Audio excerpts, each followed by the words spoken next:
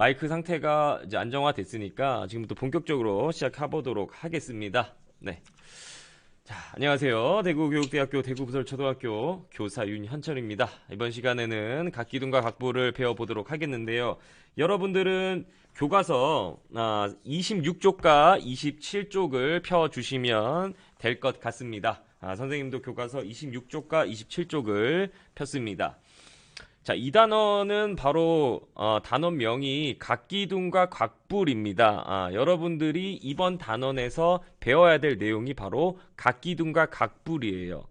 그렇지만 지금 오늘 단원 첫 시간이기 때문에 처음부터 선생님이 각기둥은 이러이러하다, 각불은 이러이러하다라는 정의를 하지 않았기 때문에 이번 시간부터는 각기둥을 배우고 나서 각기둥이라는 용어를 사용하는 게 맞는 것 같고요. 각불이라는 것도 각기둥을 배운 다음에 각불이라는 용어를 사용하는 게 좋을 것 같습니다. 그래서 각기둥과 각불 대신에 다른 용어를 사용을 어떤 걸 하면 좋으냐면 여러분들 1학년 때 배운 상자 모양 또는 뿔 모양 뭐 이렇게 표현해도 좋고요. 아니면은 각기둥 같은 경우는 5학년 2학기 때 배운 직육면체라고 표현을 해도 무방합니다. 선생님이 말하고 싶은 것은 각기둥이라는 영어를 사용할 때는 각기둥이라는 용어를 완벽하게 배운 후에 각기둥이라는 용어를 사용하면 좋겠다라는 점, 그리고 아직 각기둥을 배우지 않았기 때문에 아직 용어를 사용하는데 좀 미숙함이 있기 때문에 용어를 잘 배우고 난 다음에 각기둥이라는 용어를 사용했으면 좋겠다는 점, 이렇게 두 가지를 말씀을 드렸습니다. 아직도 채팅창에 계속 대답을 하고 있는 친구가 많은데 채팅창에는 여러 사람들이 보고 중요한 내용을 놓칠 수 있기 때문에 채팅은 가급적 삼가해 주시고 중요한 질문이 있을 때 올려주시면 될 것 같습니다. 수업이 끝나고 선생님이 대답을 해야 되는 경우도 많기 때문에 중요한 내용들은 채팅창보다는 댓글을 이용해 주시면은 선생님이 어디 멀리 가지 않습니다. 댓글을 읽고 각자 다음 수업 시간에 댓글을 읽어주면서 발표를 하도록 하겠습니다. 자, 오늘 학습 문제는 각기둥과 각부를 알아보는 건데 여기서 뭐 각기둥이 어떻다, 각부를 어떻다 뭐 이렇게 직접적으로 알아보진 않고요. 각기둥에 대해서 대충, 각불에 대해서 대충 우리가 지난번에 배웠던 거와 견주어서 한번 알아볼 거고, 이제 단원 도입이 끝나면 그 다음 학습 차시에 들어가면 각기둥만 따로 아주 자세하게 한번 배워볼 거 있습니다. 각기둥이 끝나면 각불도 따로 아주 자세하게 배워보도록 하겠습니다. 자, 교과서 26쪽에 사파가 하나 나오죠. 여러분들 그거 알고 있습니까? 6학년 2학기 6학년 1학기죠. 6학년 1학기 2단원 각기둥과 각불은 바로 선생님이 직접 집필을 했었습니다. 그래서 이 사파 하나하나도 말 하나하나도 정말 수십 번 고쳤어요. 선생님이 요거는 2018년도에 서울을 오가면서 계속 회의를 하면서 이 각기둥과 각불은 직접 집필을 했었기 때문에 굉장히 재미있는 얘기가 많아요. 그래서 선생님이 좀 수업을 하면서 원래 선생님의 의도도 좀 말할 수 있는 좋은 기회가 될 것 같고, 여기 숨어있는 좀 비하인드 스토리도 많이 들려줄 수 있을 것 같아서 이렇게 실시간으로 진행을 해보겠습니다. 4명의 친구들이 이렇게 앉아 있는데 우리도 교실에서 이렇게 앉아 있죠. 그런데 4명의 친구가 얘기를 하고 있습니다. 한 친구가 이렇게 말했어요. 바로 이 친구죠. 이 친구가 자, 우리도 이런 건축물을 만들어 보자라고 했습니다. 이 친구가 패드를 들고 있는데 패드를 좀 자세히 보면은 요렇게 돼 있어요.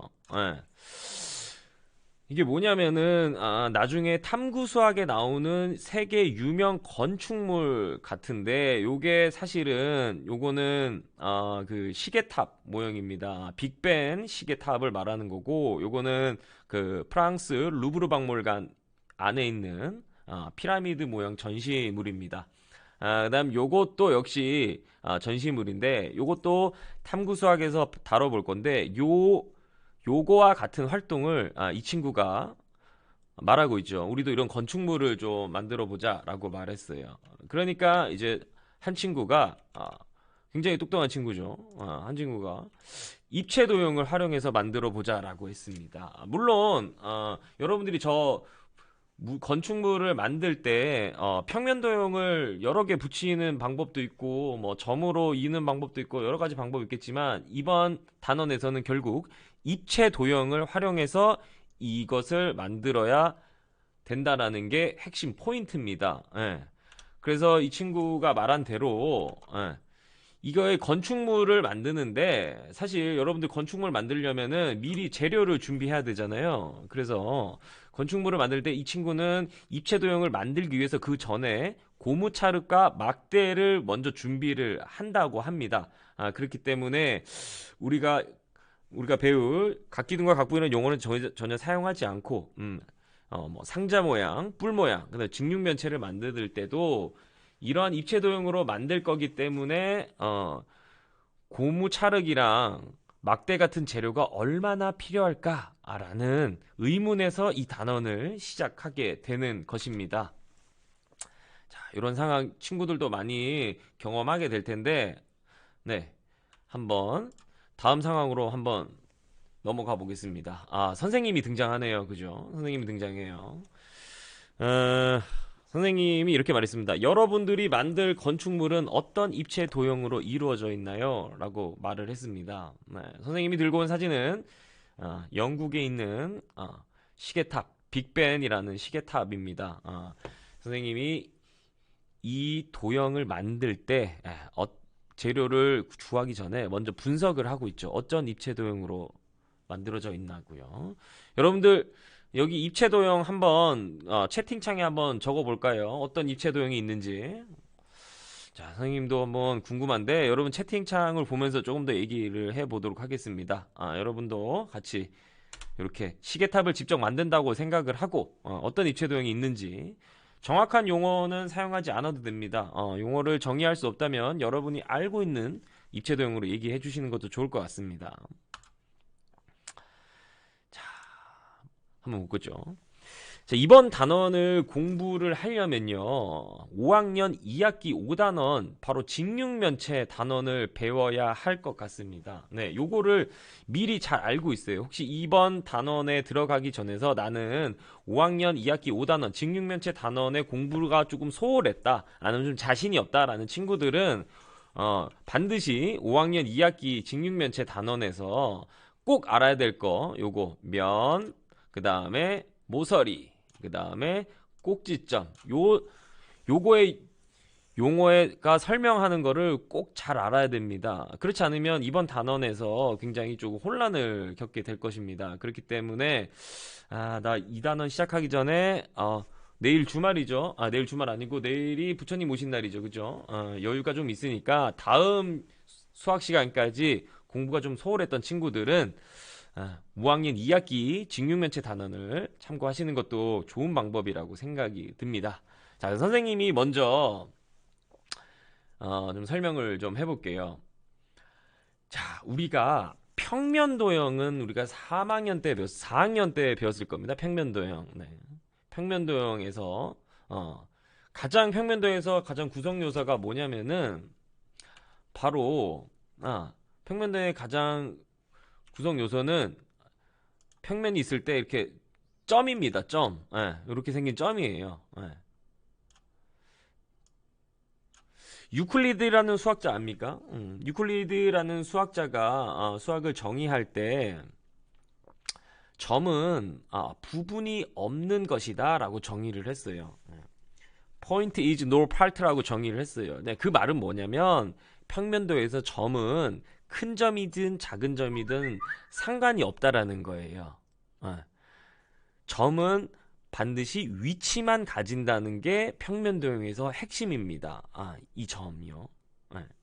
그래서 우리 거슬러 올라가 보면 2학년, 3학년 때 보면은 점과 점을 이은 선을 우리가 선분이라고 했었습니다. 선분. 고든 선을 선분이라고 합니다. 점과 점을 곡선으로도 이을 수 있지만 점과 점을 곧게 이었을 때 우리가 이것을 선분이라고 배웠을 겁니다. 선분이라고 정의를 하려면 유클리드가 또 말했어요. 예, 점 말고 선을 또 이렇게 정의를 했는데, 점으로 이루어진 것을 우리가 선이라고 하는데, 점과 점 사이에는 또 다른 점이 있고, 그 또 다른 점과 그 점 사이에는 또 다른 점이 있다. 이렇게 얘기했어요. 그 말을 이제 현대 수학에서 이렇게 우리가 후세에서 이렇게 계속 증명을 해 가고 있는데, 결국 무슨 말이냐면, 선은 무수히 많은 점으로 이루어진 도형이에요. 그런데 선생님이 맨 첫 시간이 아니지. 방금 전에 말했죠. 점은 뭐라 그랬어요? 그런 넓이나, 그런 면적이 없는 거라고 그랬잖아요. 수학에서의 점은. 그렇기 때문에 점으로 이루어진 선도 폭이 없어요. 두꺼운 선이거나 얇은 선이거나 그렇지 않거든요. 수학에서의 선은 두꺼운 선, 굵은 선, 뭐 얇은 선 이렇게 정의하지 않습니다.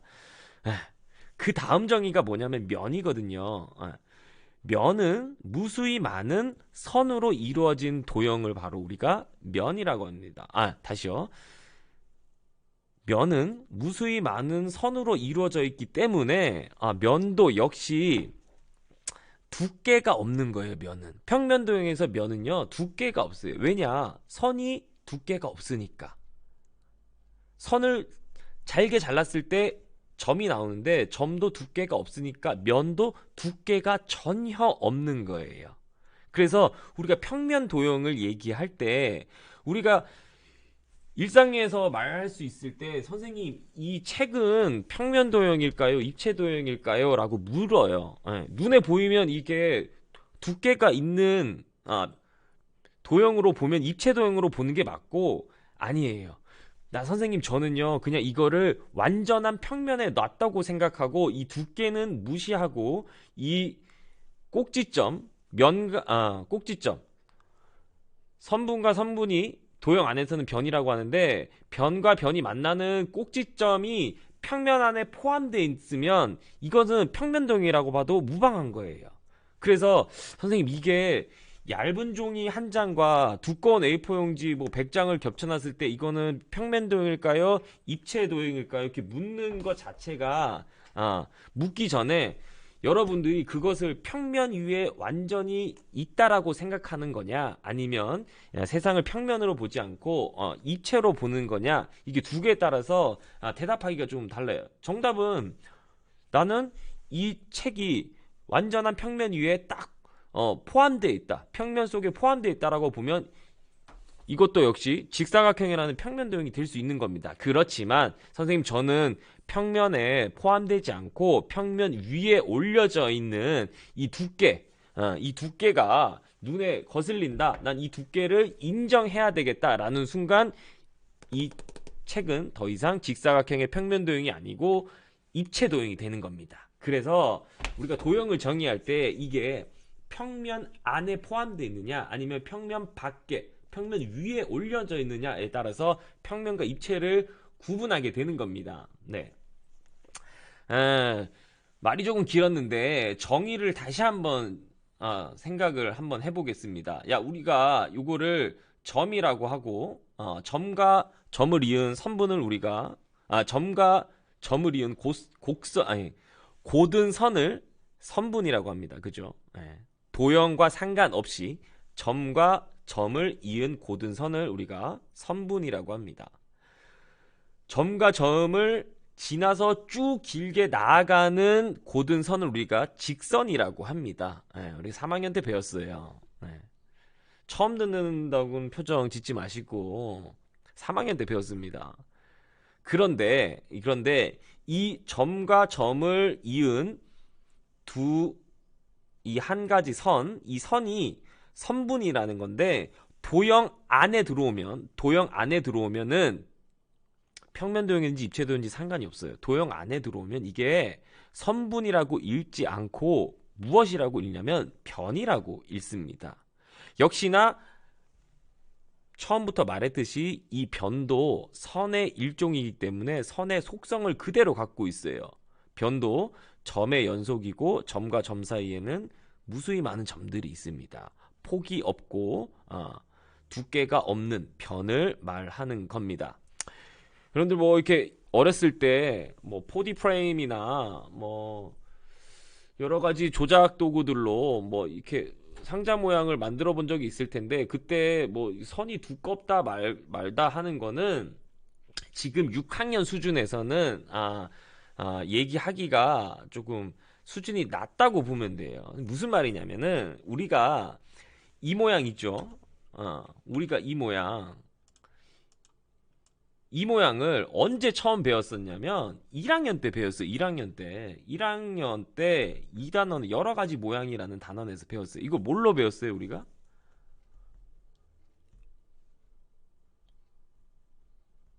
뭘까요? 대답해 보세요. 이게 뭐냐면은 상자 모양이라고 배웠었단 말이죠. 상자 모양. 그러나 5학년 때 왜 이거를 갑자기 직육면체라고 배우냐라는 거는 여러분들이 도형을 생각하는 사고 수준이 이제 좀 달라진 거예요. 옛날에 1학년 때 여러분들의 수준은 도형을 보면 저거는 어떤 모양이다. 저것은 무엇과 닮았다.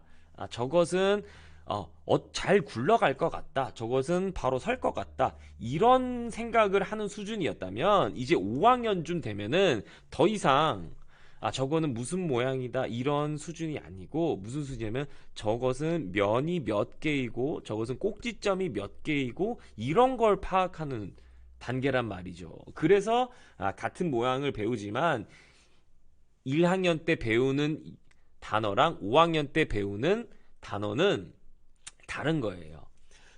굉장히 유명한 수학 교육자가 있었어요. 반힐이라고도 하고요. 뭐 책에 따라서 바닐레라고라는 그 수학 선생님이 있었는데, 그 수학 선생님이 수년간 애들을 지도하면서 보니까 단계가 있더라는 거죠. 단계가 총 5단계가 있는데, 여러분이 1학년은 아마 1단계였어요. 그때는 얘들아, 이 모양이 어떤 모양일까? 이 정도 수준밖에 못 알아듣는 거예요. 그 1학년 애들, 그런 수준의 애들 되고, 얘들아, 면이 몇 개인지 한번 세볼래? 여기는 꼭지점이 몇 개인지 한번 세볼래? 이렇게 아무리 말해봤자 그 수준에는 그런 게 귀에 들어오지 않아요. 생각할 수조차 없어요. 예. 그러나 그런 수준이 지나면 다음 수준에 가게 됩니다. 다음 수준이 이제 여러분이 말하는 3, 4학년, 5학년 뭐 이런 수준인데, 이때는 더 이상 이 모양을 봤을 때 저건 어떤 모양이다? 어떨 것 같다? 이런 생각이 들지 않는 거예요. 왜냐하면 여러분들이 발전했으니까요. 그렇죠. 그러니까 그때 눈에 들어오는 것은 저거는 면이 몇 개이다? 평행한 면이 몇 개 있을까? 꼭지점은 몇 개 있을까? 저기서 선은 몇 개가 있을까? 선은 서로 평행할까? 면 안에서의 변은 수직으로 만날까? 면 안에서 두 개의 선이 평행이네? 뭐 이러한 속성들이 눈에 들어가기 시작한 겁니다. 선생님이 이렇게 지금 말했는데 이런 속성이 잘 이해되고 선생님의 단어가 잘 이해된다면 여러분들은 이제 1학년 수준을 벗어난 5학년 수준이 된 거라고 이야기하면 될 것 같습니다. 이것은 선생님 개인적인 생각이 아니라 수십 년간 수학을 연구해온 선생님 같은 선생님들이 쭉 이렇게 여러 조사를 통해서 밝혀놓은 겁니다. 다시 한번 말하지만 우리는 5학년이니까, 아니 이제 6학년이죠. 6학년이니까 6학년에 맞는 도형을 생각하는 수준에 맞춰서 선생님이 얘기를 할 겁니다. 네.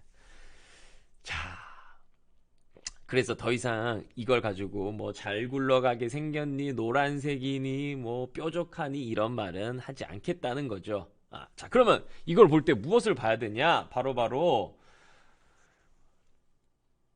면 안에서 선생님이 평면도형에선 요거를 우리가 변이라고 했는데, 입체도형, 직육면체는 입체도형인데 평면 밖에 있는 입체도형이에요. 면과 면이 만나서 쌓인 입체도형이란 말이죠. 이때는 변이라는 것을 사용하지 않고 이 선을 표현할 때 모서리라는 용어를 사용합니다. 그래서 이 6학년에서도 변이라는 용어를 사용하지 않고 모서리라는 단어를 사용한다는 점, 요게 굉장히 중요해서 이렇게 설명을 하고 있고요. 다음 시간에도 말하겠지만 평면도형은 바로 선분으로 둘러싸인 도형을 평면 도형이라고 합니다. 그렇다면 이런 직육면체, 5학년 때 배운 직육면체 같은 경우는 무엇으로 둘러싸여 있냐? 면으로 둘러싸였다는 거죠. 면이죠. 여기 구멍이 뚫린 게 아니고 다 막혀져 있어요. 그러니까 여기 구성하는 면이 있다라는 거죠. 면으로 둘러싸인 것을 우리가 평면 도형이라고 합니다. 자, 몇 개인지 세어보는 거는 여러분들이 직접 세어보면 될 것 같고요. 그 다음 넘어가도록 하겠습니다. 자, 우리가 5학년 2학기 때 전개도도 배웠습니다. 전개도. 정의 혹시 기억납니까? 전개도. 가위로 잘라서 펼쳤을 때 모양. 펼쳤을 때 모양을 우리가 전개도라고 합니다. 역시나 6학년 1학기 2단원 각기둥과 각불 단원에서도 각기둥이라는 걸 배우게 되면은 그 모양의 전개도도 한번 그릴 줄 알아야 되고 각불도 한번 배워보도록 할 겁니다. 각불은 각기둥을 배우고 난 뒤에 각불은 아마 전개도를 배우지 않을 것 같아요. 그렇지만 뭐 각기둥을 배웠다면 각불의 전개로도 충분히 유추할 수 있을 거라고 생각합니다. 교과서에는 각불의 전개도는 하도 어렵다고 해서 뺐습니다. 각불의 전개도는 없습니다. 이렇게 참고하시면 되고 반드시 5학년 내용을 참고하시라고 거듭 강조해서 말씀을 드리고 있습니다. 자, 메인 그림이 있어요. 메인 그림. 오늘 뭐 문제 풀고 그러지 않습니다. 오늘 결국 이번 단원을 잘 배우기 위해서 여러 가지 얘기들이랑 여러 가지 여러분들 의견들이랑 여러 가지 그림에 대해서 얘기를 할 겁니다. 자, 여기가 어디냐면 선생님이 이게 처음 집필을 할 때 경상남도에 잘 기억 안 났는데 양산인가 김해인가 그쪽에 수학문화원이라는 게 짓기 시작했어요. 2018년도에. 그래서 그게 굉장히 좀 이슈가 됐었어요. 우리가 주변에 대구에도 그렇고 뭐 우리나라에 과학관은 굉장히 많은데 수학관이 잘 없어요. 갖춰진 데가 잘 없어요. 그때 선생님 그 집필할 때 그런데 최초로 굉장히 큰 수학관이 있다고 했어요. 그게 김해인가 뭐 하여튼 경상남도에 짓는다고 했었습니다. 양산인가 그럴 겁니다. 그래서 여러분들이 왜 이런 그림을 그려달라고 얘기했냐면 과학관만 가지 말고 나중에 방학 때나 아니면 경상남도 쪽에 부산 쪽에 갈 일이 있을 때 이렇게 부모님에게 수학문화관에 한번 좀 가보자 이렇게 여러분들 말을 해서 좀 체험해보라고 이렇게 좀 사파를 그렸습니다. 물론 지금 사파에는 수학체험관이라고 나와 있는데 그때 당시에 집필을 할 때는 이름이 수학문화관 뭐 이런 이름이 아직 정해지지 않았기 때문에 선생님이 수학체험관이라고 해놓고 선생님의 의도는 여러분들이 수학체험관에 좀 한번 직접 가봐서 여러 가지 수학적 사실들을 좀 알았으면 좋겠다라고 하는 마음에 이렇게 사파를 그려달라고 했습니다. 저기 대구에도 대구 창의융합교육원에도 수학체험실이 있습니다. 거기 원래 과학만 관련돼 있었는데 수학체험실이 새로 생겼으니까 주말에라도 이제 코로나19 사태가 끝나면 부모님이랑 또는 친구랑 수학체험관 대구 창의융합교육원 안에 아마 3층 전시실이랑 2층 전시실에 있을 거니까 거기 와서 체험을 해보면 좋을 것 같습니다. 자, 다시 그림으로 돌아가서요. 그림으로 돌아가서 여기 보면은 중요한 키워드가 있어요. 바로 요겁니다. 입체감. 네.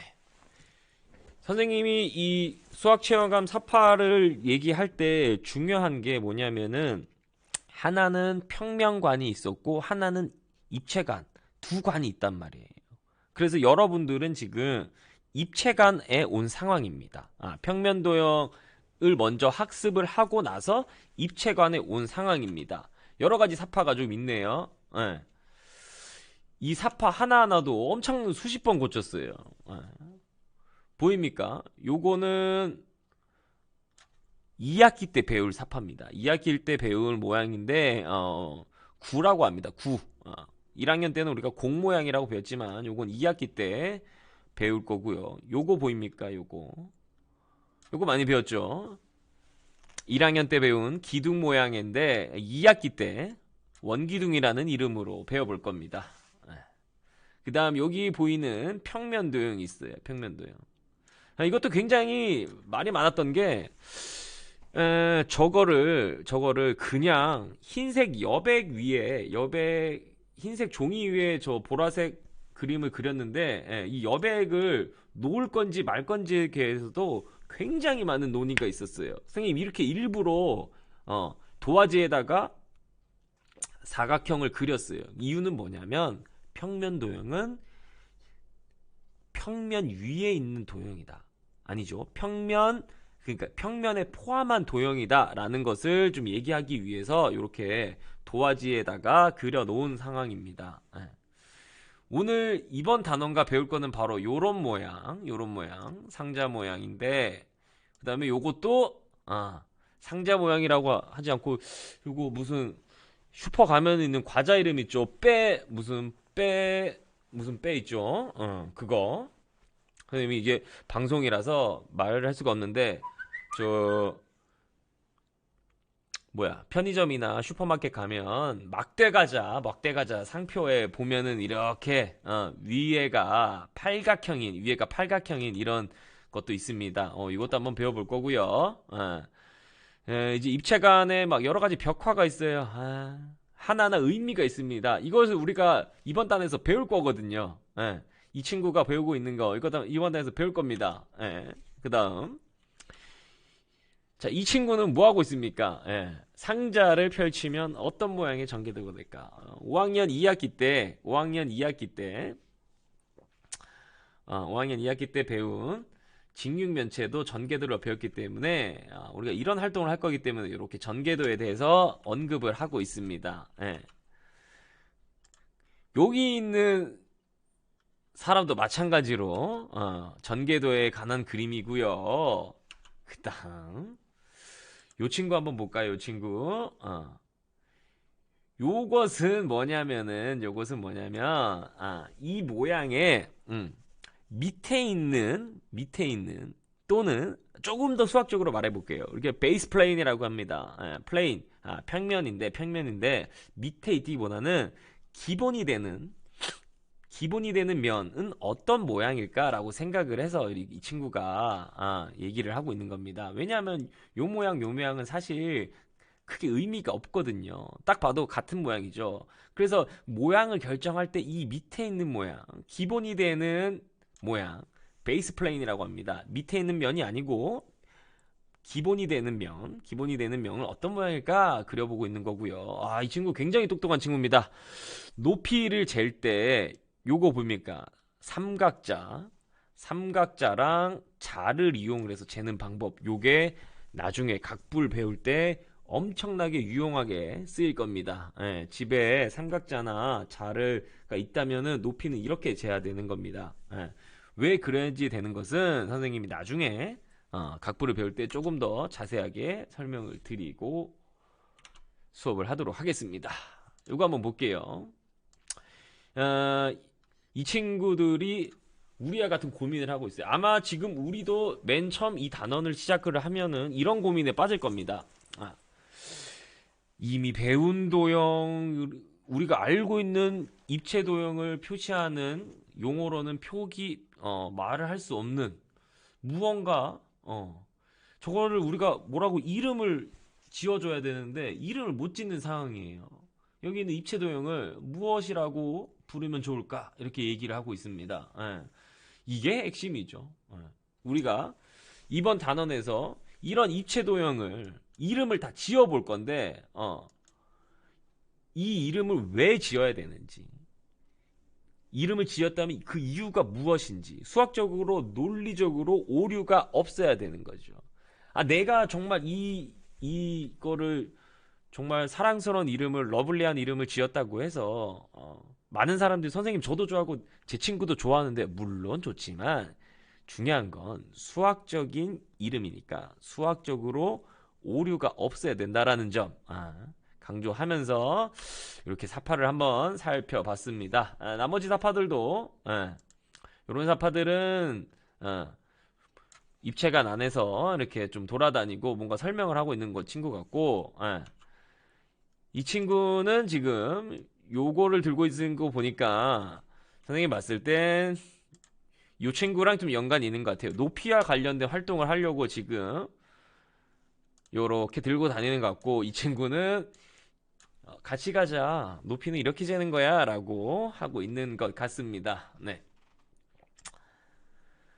자, 연수와 준기가 찾아간 곳이 바로 수학체험관 안에 있는 입체관이라는 걸 설명을 좀 드렸습니다. 네. 여러분들 왜 수학 시간에 나오는 친구의 이름은 왜 연수와 준기라는 이름이 왜 자주 등장하는지 아십니까? 이것도 굉장히 비하인드 스토리가 있는데, 연수라는 이름은요, 바로 수학의 5개 영역, 수학의 5개 영역, 수와 연산, 도형, 측정, 규칙성, 그 다음에 자료화 가능성, 이 5형제 중에서 수와 연산이라는 첫째의 이름을 따서 연수라고 이름을 지었답니다, 우리가. 요거는 뭐 6학년 수학책만 아니라 지금 발간된 3, 4, 5, 6학년 수학책에도 다 연수라는 이름은 공통적으로 등장합니다. 그 다음에 준기는 뭐냐면은 수화연산, 도형, 뭐 규칙성 중에 둘째 도형의 영역 중에서, 도형을 우리가 가장 이름을 짓고 특징을 찾을 때 가장 중요한 점이 뭐냐면 도형을 분류하는 일이에요. 같은 것끼리 나누고 틀린 것은 빼고 뭐 이런 거. 그럴 때 가장 중요한 게 뭡니까? 기준입니다. 기준. 그래서 거기에서 이름을 따서 준기라는 이름이 생겨났습니다. 연수는 바로 여자친구를 말하는 거고요. 준기는 남자친구를 말합니다. 보통 옛날 교과서에는 여자가 조금 똑똑하고 남자는 굉장히 좀 멍청하고 이렇게 뭐 장난 많이 치고 막 이래서 또 문제가 됐어요. 그래서 연수와 준기는 연수가 좀 더 똑똑하다, 뭐 준기가 좀 더 멍청하다, 이렇지 않습니다. 동일한 상황에 하는 겁니다. 옛날 책 보면 선생님이 옛날에도 뭐 수학을 좀 가르쳤지만 항상 남자 주인공은 멍청하고 여자 주인공이 맨날 옆에서 말해요. 야, 그건 아니잖아. 야, 뭐 이거잖아. 그 남자는 맨날 그래? 그래? 맨날 이랬었는데 지금은 좀 그렇지 않습니다. 남자 여자가 양성 평등, 둘 개 다 남성 여성이 평등하다는 그런 이제 개념 하에 연수가 가끔 좀 더 잘할 때도 있고 준기가 좀 잘할 때도 있고 뭐 그렇습니다. 예. 비하인드 스토리였고요. 쭉쭉 설명이 좀 있습니다. 자, 입체 도형을 따라 그리면은 사각형이 될 것 같고 삼각형이 될 거라고 말을 하고 있고요. 높이 그리는 것도 이 친구 말처럼 요렇게 삼각자와 자를 이용하면 좋을 것 같습니다. 요것도 선생님이랑 같이 배워볼 것 같아요. 네. 쭉쭉 선생님이랑 쭉 얘기했던 것 같은데, 여러분들이 한번 이제 선생님 방송이 끝나면은 이제 다음 시간까지 한번 수학책 26쪽이랑 27쪽에 있는 여러 가지 말풍선 안에 있는 질문들이 있습니다. 선생님 보니까 26쪽에 27쪽에 하나 둘 셋 넷 다섯 여섯 일곱 여덟 개 정도 말풍선이 있는데, 책에다가 한번 여러분의 생각을 좀 자유롭게 적어 보도록 하겠습니다.